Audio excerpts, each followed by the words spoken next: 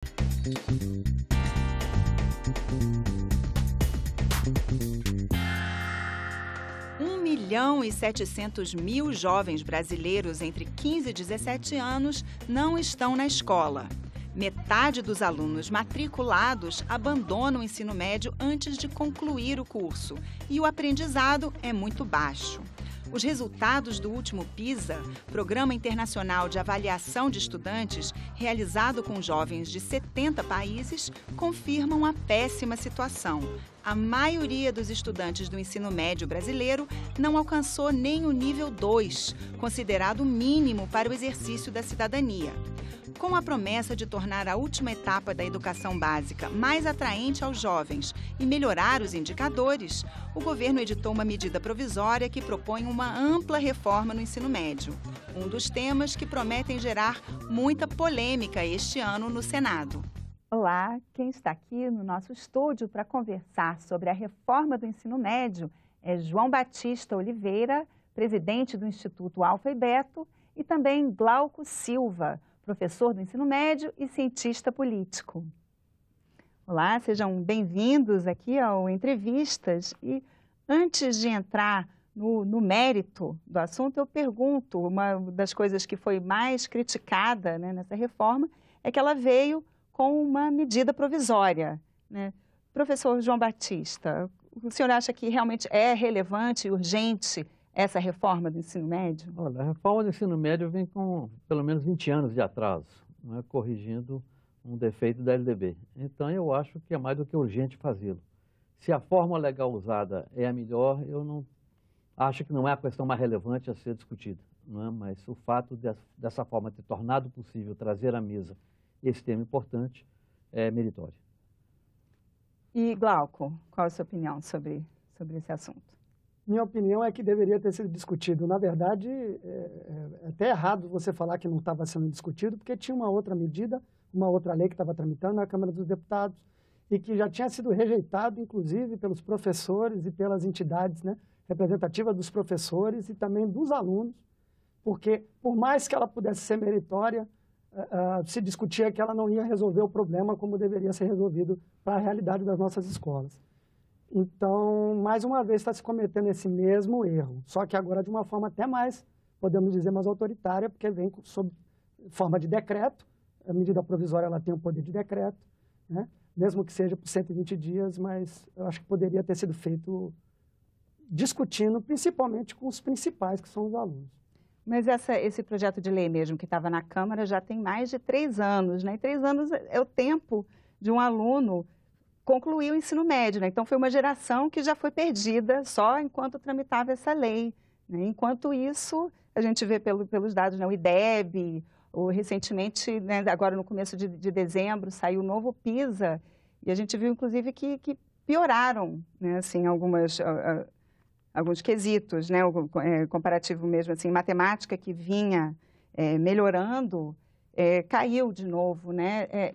O que o senhor acha sobre esses resultados? Não, quer dizer, o ensino médio é reflexo do que vem antes, e o que vem antes é muito ruim, não é? O que o PISA mostra de modo particular, não é que nós temos 60% dos alunos que chegam ao final do ensino médio, ou quase ao final, abaixo do nível aceitável para um jovem de 15 anos no mundo moderno. E nós temos, do outro lado, né, no outro extremo superior, uma quantidade muito pequena de brasileiros que atinge níveis adequados de desempenho.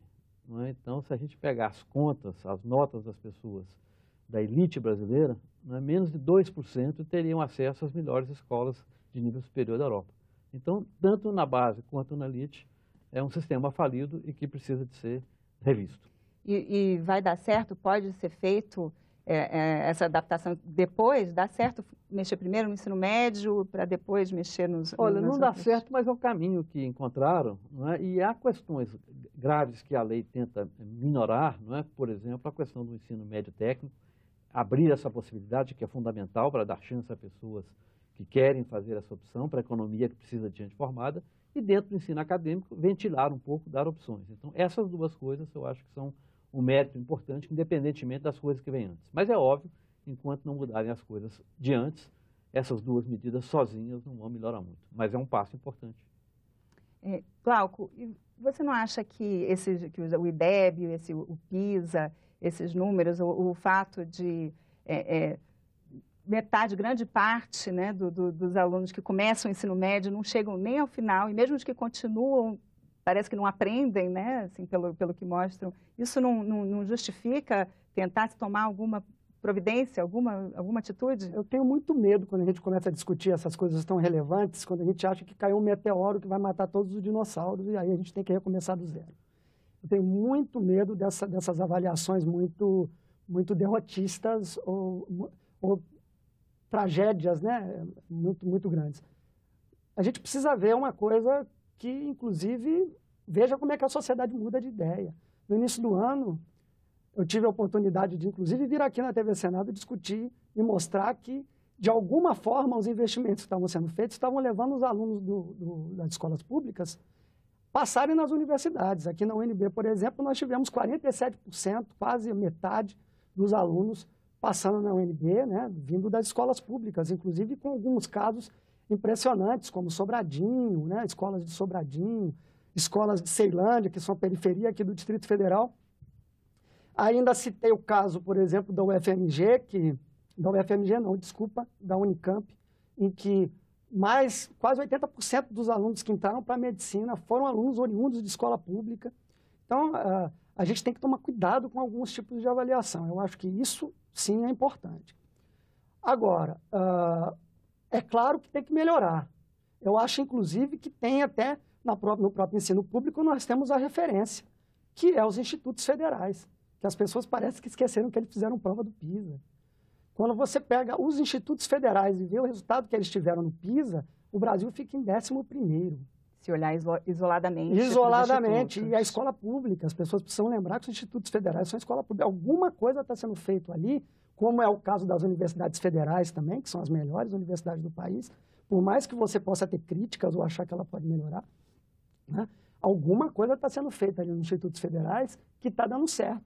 O próprio PISA mostrou que mesmo os melhores alunos das melhores escolas privadas estão mais ou menos na média da Europa, por exemplo. Essa é uma tragédia nacional que as elites brasileiras não se dispuseram ainda a entender. Não é? Quer dizer, você tem que ter uma educação básica boa para todo mundo, mas você tem que cuidar das elites.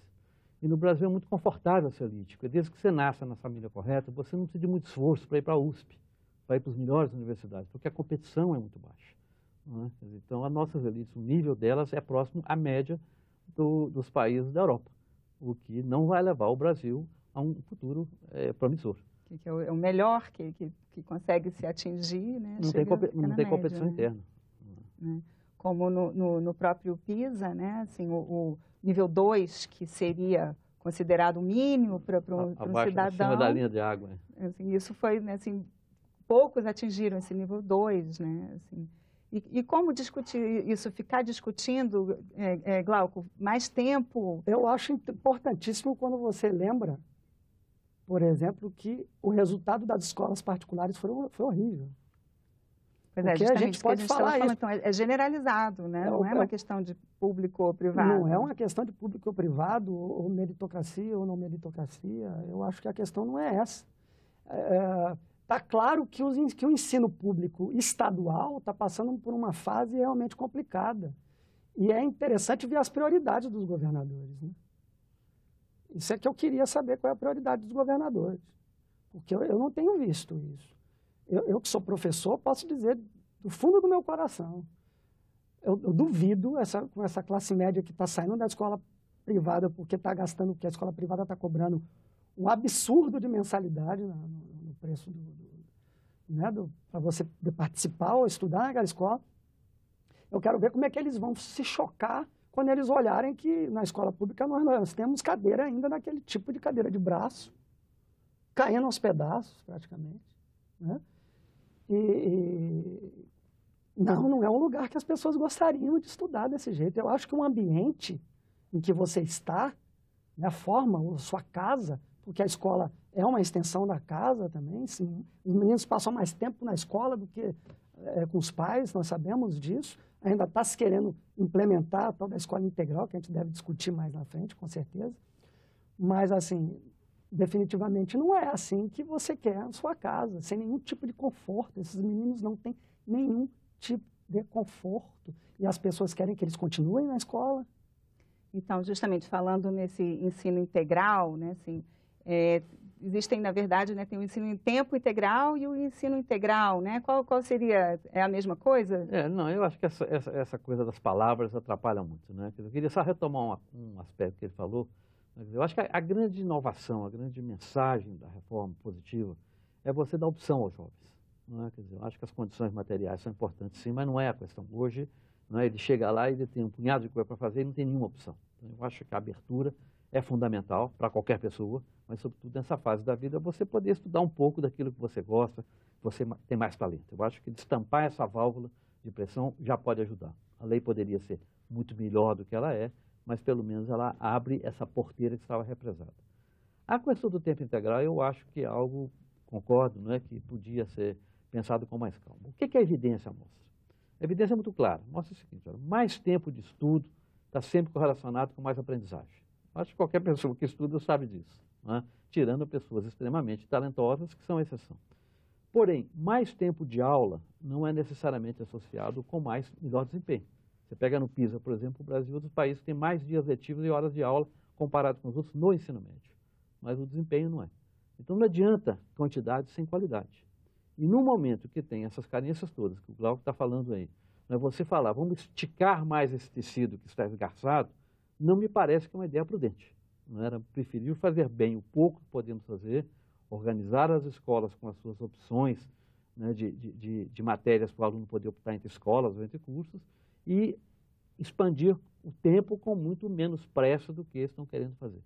De qualquer maneira, como não há recurso, esse aspecto da reforma não vai andar muito.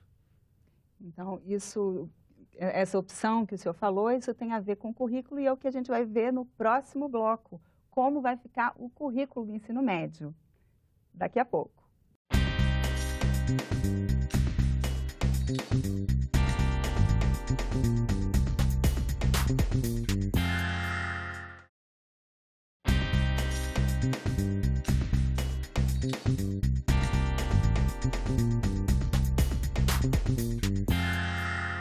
Voltamos com o programa Entrevistas sobre a reforma do ensino médio. Quem está aqui com a gente é João Batista Oliveira, presidente do Instituto Alfa e Beto, e também Glauco Silva, professor do ensino médio e cientista político.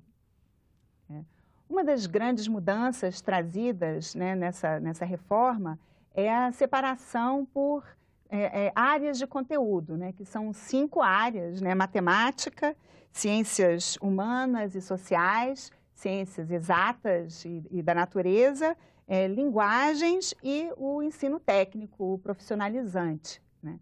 Isso está sendo falado como uma flexibilização, mas de certa forma também não fecha um pouco a opção, Glauco? Eu acho que fecha bastante e é uma coisa bem interessante a gente discutir isso também. Porque, por exemplo, sociologia, pelo outro projeto que também não tinha sido aceito, era sociologia e filosofia, elas iam ser as obrigatórias e elas iam permear todas as áreas, né? Agora você está mudando isso, inclusive a discussão que foi na comissão mista da Câmara dos Deputados, né, e do Senado, definiu que artes e educação física vão ficar como obrigatórias. Essa história é meio complicada para mim, porque é uma realidade que é muito difícil. Primeiro que você não tem o número de professores de artes que deveria ter. A maioria das escolas, eu tiro pela minha, a minha ficou, por exemplo, 3, 4 meses sem professor de artes. Já vai ser complicado isso, né? Se fosse do outro jeito, também não ia dar certo, porque, por exemplo, pegar o concurso público para sociologia, que pelo menos o governo do Distrito Federal está fazendo, e eu sei que a realidade no resto do país também não é muito diferente, porque não há muita oferta de profissionais de licenciatura em sociologia. Se fosse obrigatória, também não ia ter muito jeito. Nesse sentido, não tem profissional suficiente ou os estados não têm interesse suficiente em contratar. Aqui no DF, eles estão oferecendo 3 vagas para sociólogo. 3 vagas para sociólogo. Aí você vai pegar e vai concentrar, porque a ideia é concentrar. Você pega e faz assim, ciências humanas numa escola, ciências da natureza em outra escola, ensino técnico em outra escola e por aí vai. Como se isso fosse solucionar o problema. Isso não vai solucionar o problema, isso vai criar outros problemas. Você vai ter ciência da natureza numa escola em que você não vai ter professor de matemática, onde você não vai ter professor de física, que também não forma muitos professores de física. Você não vai ter professores de biologia, não vai ter professores, e aí vai resolver o problema? Sinceramente, não vai resolver o problema. Professor de física já não tem, né? Assim, de 27.800 professores de física, atualmente, né? Mais de 19 mil não têm formação, né? Para dar aula de física, né? Então, já é um problema que já existe. Então, né? mesmo Talvez você fazendo seja... concentração, polos, como está se propondo, concentração de disciplina, isso não vai resolver, porque falta e vai faltar do mesmo jeito. João Batista, o que o senhor acha assim, de como que pode ser dada essas opções para o aluno? Como que o aluno pode escolher para ficar mais interessado na escola? Olha, eu acho que quando se faz uma reforma da educação, o modo de proceder é você olhar quais são as evidências que tem sobre as coisas, quais são as melhores práticas. Não é? Como é que é a formação, como é que é o ensino médio no mundo? Como é que é o ensino médio nos países desenvolvidos? Como é que é o ensino médio nos países onde a sociedade é razoavelmente bem servida pela educação? Tipicamente são os países da OCDE, os países da Ásia, os países da América do Norte, né? Os países que são mais industrializados. Em todos esses países, e historicamente, não é de hoje, o ensino médio sempre foi muito diversificado, porque ele atende às necessidades da economia, atende às necessidades da pessoa e atende às necessidades da sociedade. Ter uma elite que vai para a universidade, ter as pessoas que vão para o mercado de trabalho e ter as várias opções que correspondem às possibilidades de você ganhar vida. Numa sociedade em mutação, como nós temos hoje, em que ninguém sabe quais ocupações existirão amanhã, uma formação mais geral nas várias opções é muito mais importante do que uma formação específica. Não é? Então, nesses países desenvolvidos, entre 30% e 70% das pessoas vão para cursos profissionalizantes, que são cursos que têm algumas disciplinas básicas, de português e matemática, alguma coisa da história, sempre relacionada com a área de estudos, e os estudos técnicos relacionados à sua área, só que em nível muito elevado. Quando você vê os resultados do PISA, por exemplo, há uma correlação forte entre a quantidade de alunos que estão no nível técnico e notas positivas em ciências. Quer dizer, quando a pessoa estuda algo que ela conhece de maneira contextualizada e adequada, ela aprende mais, ela tem mais gosto naquilo. A lei tem imperfeições, sim, que vai ser difícil resolver, poderia ter sido muito mais simples. Mas nesse assodamento de fazer as coisas rapidamente, não se pensou nisso que o Glauco fala lá na base. Como é que vai ficar na escola? Como é que vai ficar no município? Mas, claramente, né, a realidade vai levar as pessoas a buscar soluções viáveis. Né? Existem soluções, o Brasil já teve uma experiência no passado de clássicos científicos, escolas técnicas, escola normal, contabilidade, né? E ele vai aprender a fazer isso dentro de uma equação adequada. Os adolescentes, né, a proposta inicial seria, né, na metade do ensino médio, agora vai ser no último ano que vai ser feita essa escolha. Não é muito cedo? Não, eu acho que é muito tarde. Né? Eu acho que o espírito da lei não é esse, são interpretações equivocadas das pessoas que não entendem. O Brasil tem uma dificuldade de entender que a formação profissional é uma forma de educação. Eles acham que tem uma coisa chamada educação geral, que é um conjunto de disciplinas fixas, né, que corresponde a pressões sindicalistas, e depois tem a formação específica. Não é assim, quer dizer, quando eu aprendo mecânica, eu estou aprendendo matemática, estou aprendendo física, estou aprendendo um punhado de coisas. Mas a formação técnica é uma das opções, uma das 5 opções, né? Certo, o aluno, por exemplo, que escolher por linguagens, ele não vai mais ter ciências. Certo, mas na formação técnica ele já vai aprender a matemática, vai aprender língua, ao mesmo tempo que está aprendendo as outras coisas. Não vai aprender uma coisa antes e a outra depois. Quanto mais contextualizado for o ensino de disciplinas acadêmicas, mais ele vai ser adequado. Então, a matemática que eu vou ter no curso de humanas não vai ser a mesma matemática que eu vou ter no curso para formar pessoal que vai para o MIT. Então, é essa diversificação que o espírito da lei pretende trazer. Agora, como que vão fazer isso na prática? Quem viver verá. Glauco, é muito cedo fazer essa escolha aos 16 anos? Se a gente está voltando para trás para pegar as coisas boas, a gente poderia voltar para a Grécia. Então, e eu acho que qualquer filósofo ia morrer se a gente propusesse uma coisa dessa. Porque mais generalista do que eram os filósofos, realmente não dá para a gente imaginar de outra maneira. A gente não pode achar que a educação generalista também era de todo ruim. É importante, eu tiro por mim, por exemplo, eu tive essa educação generalista, né? E na escola particular, inclusive, tá? E eu vou te dizer do fundo do coração, eu era péssimo em biologia. mas tive muita dificuldade em terminar a biologia. Mas eu agradeço a todos os professores que me fizeram entender o que eu entendo hoje de biologia. Porque com toda a dificuldade eu venci, pela minha vontade eu venci e terminei a matéria e não reprovei. Mas será que não seria uma opção, uma possibilidade de fazer, como disse o professor João Batista, assim, ter para os alunos que optarem por ciências humanas ou por linguagens, então eles teriam uma aula de ciências, assim, noções de ciências, mas não vão ter que aprender a decorar o nome do hormônio da planta ou decorar as fórmulas de física. Sinceramente, eu passei por isso tudo. Não me doeu em nenhum momento discutir, por exemplo, qual é a fórmula do trabalho. Né? Não me fez. Eu acho que não faz. Eu acho que não faz. Porque eu acho que uma das coisas que faltam, sinceramente, dentro da escola, eu não vou falar só da pública, vou falar da escola, o que falta é a noção de solidariedade. Olha, eu vou te falar do fundo do meu coração. Eu adorava quando os colegas que sabiam matemática, ou sabiam física, ou sabiam química, montava grupo de estudo e ele ajudava monitorando, são os monitores, né? Eles ajudavam a gente a entender, porque a melhor coisa do mundo, eu acho, é quando você não sabe uma coisa ou de repente não tem dom para aquilo, você consegue entender. Porque quando quando negam a nós a possibilidade de entender aquilo que a gente não conhece, mas como isso é muito ruim, sabe? A gente deixa de abrir as nossas perspectivas. Como disse o professor, né, puxando de exemplos bem-sucedidos, né, pelo mundo, o baccalaureat internacional, que é usado na Europa, né, é uma referência, né, de ensino bem feito, é uma prova que se faz ao final do ensino para mostrar.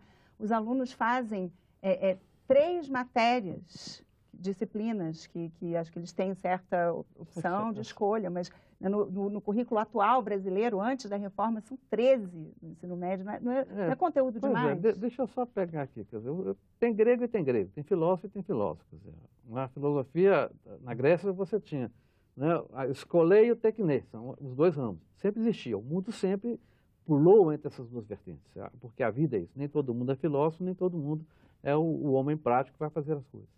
Agora, o que o PISA nos mostra, o que o modelo, né, do ensino médio nos mundos nos mostra? Que as pessoas têm talento diferente, esforço diferente, formas diferentes de aprender. Né? Uma das coisas inteligentes do teste do PISA é mostrar como que o raciocínio ele circula entre as várias ciências. O importante não é você dominar um conjunto específico de conteúdos, mas você dominar muito bem que te permita entender e fazer generalização para outros. Né? O que o IB, International Baccalaureate, faz? Quer dizer, ele dá aos alunos, durante 2 a 4 anos do ensino médio, a oportunidade de fazer 5 ou 6 matérias em profundidade e aperfeiçoar em 3. Quer dizer, uma coisa absolutamente adequada, saudável, não é? Dentro de um compartimento que ele vai fazer isso, vai trabalhar 30, 40 horas por semana e fazer outras coisas na vida. Não é? Essas pessoas vão ser brilhantes, são os melhores alunos das melhores universidades. Quer dizer, eu acho que tem que olhar com atenção os bons modelos do mundo, porque eles não caminham nessa direção de que todo mundo tem que fazer tudo igual. Pelo contrário, todo mundo tem que fazer tudo bem, dentro da sua vontade, do seu esforço, da sua capacidade. Um dos grandes problemas também que tem sido levantado é a falta de recurso, mas a OCDE, que inclusive é quem faz a prova do PISA, que a gente tem comentado, né, disse que em 2013, mais de 16% dos gastos governamentais no Brasil foram destinados à educação, enquanto que a média da OCDE é de 11%, 11,3%. Será que mais dinheiro resolveria o assunto? Resolveria a questão da educação? Sinceramente, sem dinheiro não vai resolver. A Constituição brasileira de 88 ela foi muito clara quando ela destinou verbas específicas, uma quantidade específica, porcentagem específica para investimento. O problema é que a gente esquece que boa parte dos nossos governadores nos últimos anos não investiu, inclusive muitos foram processados por não investir. O dinheiro não chega no dinheiro fim, né? Não chega. O dinheiro não chega. Mais dinheiro no mesmo modelo vai resolver, de jeito professor? Nenhum, né? Quer dizer, o Brasil quadruplicou o uso de recursos para a educação nos últimos 20 anos e não melhorou a qualidade. Quer dizer, o nosso nível de desperdício é muito grande. Né? Quer dizer, o dinheiro chega no lugar errado. Infelizmente, nosso tempo acabou, o assunto é extenso, teria muito a se discutir ainda, mas o debate continua, né? Agora vem ao Senado e vamos continuar acompanhando. Muito obrigada pela participação aqui de vocês no Entrevistas. O programa Entrevistas fica por aqui. Eu conversei com o João Batista Oliveira, presidente do Instituto Alfa e Beto, e também Glauco Silva, professor do ensino médio e cientista político, sobre a reforma do ensino médio. Se você tiver críticas ou sugestões, ligue de graça para o Alô Senado. O número é 0800 61 2211. Para ver este ou outros programas da TV Senado, acesse nosso site senado.leg.br/tv. Até a próxima.